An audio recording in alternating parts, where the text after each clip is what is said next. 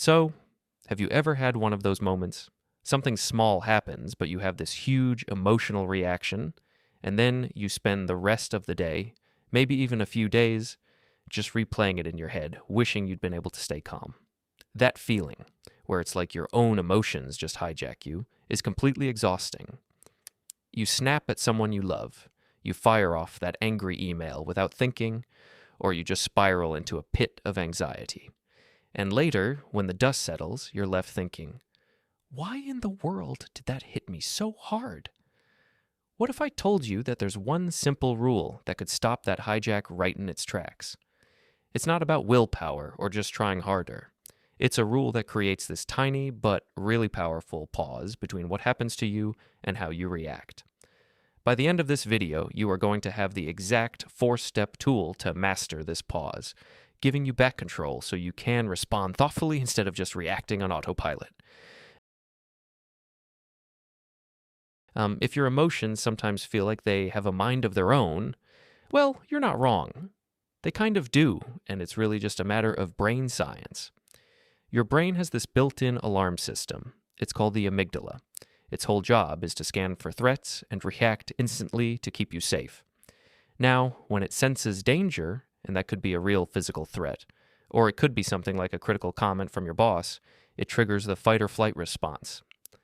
This is what psychologists call an amygdala hijack.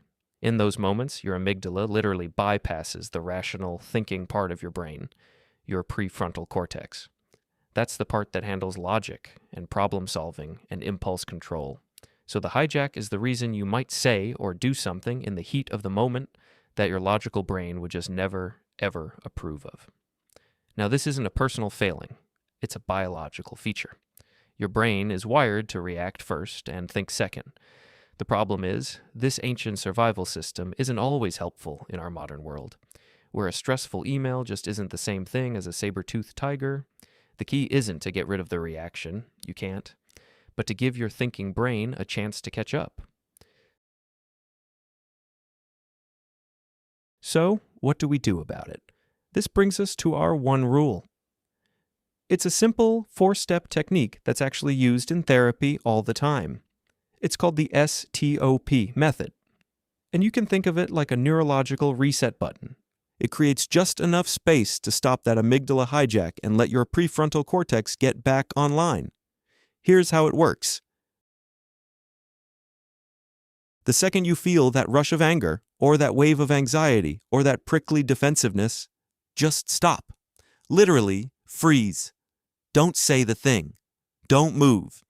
This one action interrupts that automatic, knee-jerk impulse to react. Just take a second to acknowledge what's happening in your body. Is your jaw clenched up? Is your chest tight? Recognizing these physical signals is the first honest step to taking back control. This is all about creating space. You can literally take one physical step backward, or you can just do it mentally. Now, the most powerful way to do this is with your breath. Take one slow, deep breath, then another one. This isn't just some fluffy advice to calm down. Deep breathing actually activates your parasympathetic nervous system, which is your body's built-in brake that physically counters that fight or flight response. Okay, now that you've created a tiny sliver of space, you just observe what's happening inside you, almost like a scientist. What are you feeling? And try to name it with some precision. Instead of just angry, is it that you feel disrespected? Or maybe misunderstood? Or embarrassed? Naming the specific emotion actually shifts activity from your reactive amygdala back to your thinking prefrontal cortex. It's a huge deal. And then, notice what you want to do. Do you have the urge to yell? To just leave the room? Just observe it. No judgment.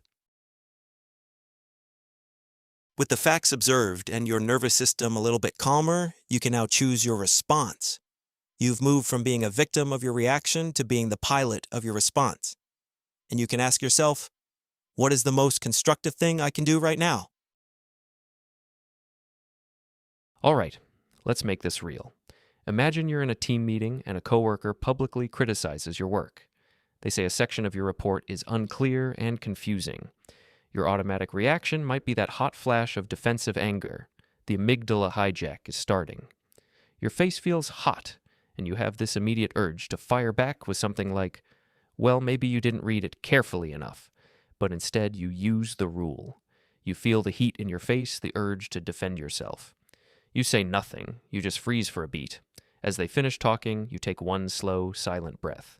You consciously let your shoulders drop from up around your ears. You check in. Okay, what is this? It's not just anger, it's embarrassment and this feeling of being undermined. You notice that powerful urge to make an excuse or shift the blame. You just notice it. Because you paused, your thinking brain is back in the game. You realize that a defensive snap is only going to escalate the tension and make you look bad. So instead, you choose to say, "Thank you for that feedback. I want to make sure it's as clear as possible. Let's connect after the meeting so you can show me which parts felt confusing." You just turned a potential conflict into a productive collaboration. That is the power of creating that pause. Look, being emotionally reactive keeps you trapped in this cycle of reacting and then regretting it. But by mastering this one simple rule, S.T.O.P, you create the space to break that cycle. You give yourself the power to choose. You can't always control that first flash of emotion, but with practice, you can always control your response. And that is where your freedom really is. You can change your brain, you can improve your mood, you can get better at feeling. So if this video was helpful, give it a thumbs up and subscribe for more practical tools to master your mind, and maybe share it with someone you think might need to hear this today. Thanks for watching, and take care.